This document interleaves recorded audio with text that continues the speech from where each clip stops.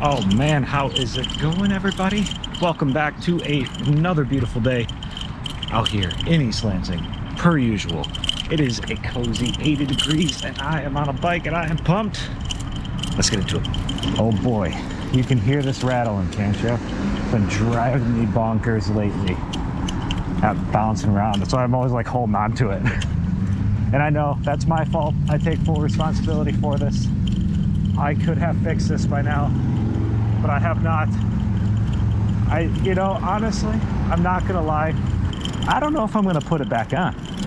I really don't. I think I might just rock the rear brake and just call that good. How's it going? Fine, how you doing? I like your dogs. Thank you. You're welcome. So I heard this quote recently, and it's a phrase that I think a lot of people say in one iteration or another, but I finally heard it in a way that it just clicked with me. And I want to share that, and I want to talk about that right now. I want to share it because I'm sure a lot of people are like myself and struggle with this regularly and have to remind ourselves of this regularly. So this video is as much for me as it is for everyone else. So while I'm editing it up later tonight, I can remember everything that I said and be like, yeah, that's a good lesson. I should actually remember that for myself, shouldn't I? And that lesson, or that phrase that I heard, is this: control what you can, cope with what you can't, concentrate on what counts. And I heard that on the Bedros Keuilian podcast, which I'm sure you have very possibly heard of at this point. It's really been exploding lately. It's kind of a divisive topic in a way, because you have the determinists out there who are like, there is no free will, nothing's in your control, everything is predetermined and this is just what it is. Then you have like the free will folks who are like, no, you do have a lot of control of your life. You do have choice that you can make, and you can decide what you want out of your life. Go after the things, choose your destiny. The true reality of where I lie on all of this is what I had a professor once called, quote, the universal cop-out. And that was that you do have free will, but sometimes that free will is limited by predetermined circumstances that are out of your control. A prime example of where this is to me proof that the universal cop-out is not exactly a cop-out, it's more just a fact of life. You don't get to choose where you're born or who your family is, what your upbringing is like. That's stuff that's out of your control. However, you do get to control how you respond to that. See where we're getting into the universal cop-out. For example, and this is not bashing on anybody, right? This is 100%, this is not bashing. This is just an example. And I got a very fortunate example here where growing up, I was raised that, hey, go to college, get a good job. Whatever you do, just go to college, get a good job that pays well, has benefits, and you're safe. And that's reasonable advice. I understand why that was recommended to me. So the determinist's point of view could arguably be somebody raised like that is going to go to college, get a safe job, because that's what their folks did and that's what they were recommended to do, and that's predetermined for them. This is just how their life is going to now go. The complete free will person is going to say, no, none of that matters. They can do whatever they want, and that's completely up to them. It's not exposure to anything, it's just what they decide to do. Now, for me, a lifetime subscriber to the universal cop-out, my argument is that yes, I was heavily influenced by my parents telling me, go to college, get a good job, play it safe. I wanted to be a contractor as well, right? And ultimately, looking into it, I decided not to because, well, the guarantee wasn't there that I'd always get paid, and what happened if this, and I need to play it safe because I might have a family to feed, right? Didn't want to take the chance on potentially making a lot of money. I just didn't want to risk it. Wanted to play it safe and make sure that I could always provide for my family.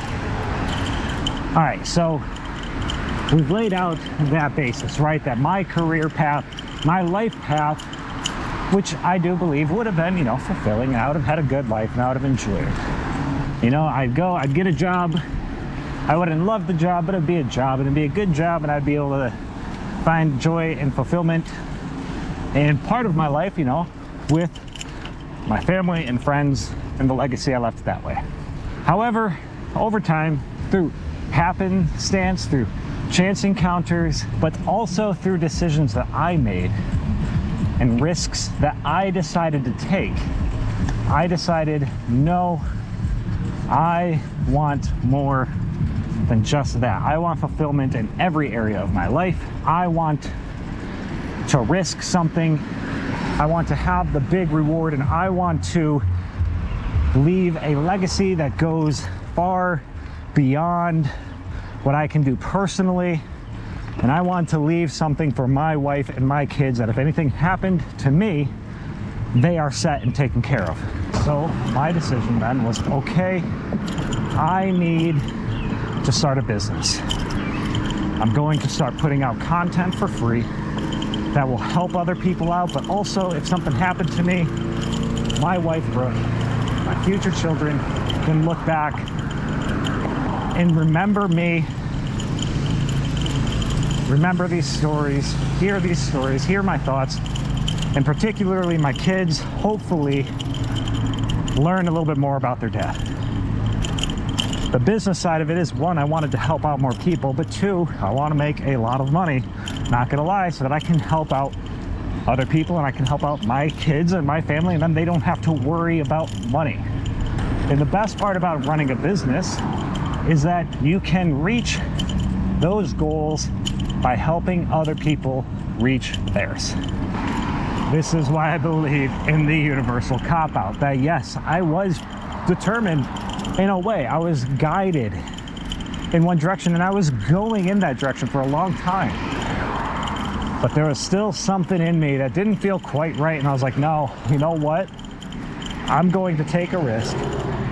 There's something else that I want out of my life, and I'm deciding I want this out of my life, and I am going to make this decision that is necessary for me to achieve a dream that I have. And surely that was not predetermined for me. So what does all of this mean then in the long run? The concept of control what you can, cope with what you can't, concentrate on what counts. And the purpose of that statement is, surely you can't control every aspect of life. You can't control every action of everybody else. And sometimes they will negatively impact you, and you can't control it. You can't solve that. You can't fix it. You can only cope with it. But how you cope with it does matter. How you respond, and go back to a video from a long time ago that I did about talking about you can choose how you respond to things. And you know what? Sometimes things just suck, and there's nothing you can do about it. But you can choose how you cope. You may lose your job. Had a bug in my mouth. That oddly enough had a sour taste. Weird. All right, anyways. You might lose your job. Friend may die. A business, it might fail. But you choose how you cope with it. And what are you gonna do? Are you going to sit down, be sad, bummed, and say, I can't do anything right, I give up? Are you going to say, okay, well, let's reassess what happened here? What happened here? How can I do better next time? And what am I going to do about this now? All right, I had a breakup. I'm either going to sit in bed, cry, watch TV, and do nothing, or am I going to get up, go work out, start eating healthier, take a course on how to improve a certain aspect of my life, and transform that pain into something positive? And finally, concentrating on what counts. Not everything in your life is going to matter. Some things won't matter tomorrow. Some things won't matter to next week. Some things won't matter next year. Some things won't matter in a decade. Concentrate on the things that do count. Keep your eyes forward. Stay strong and continue to push forward, and do not let life tear you down. Do not let the system beat you down.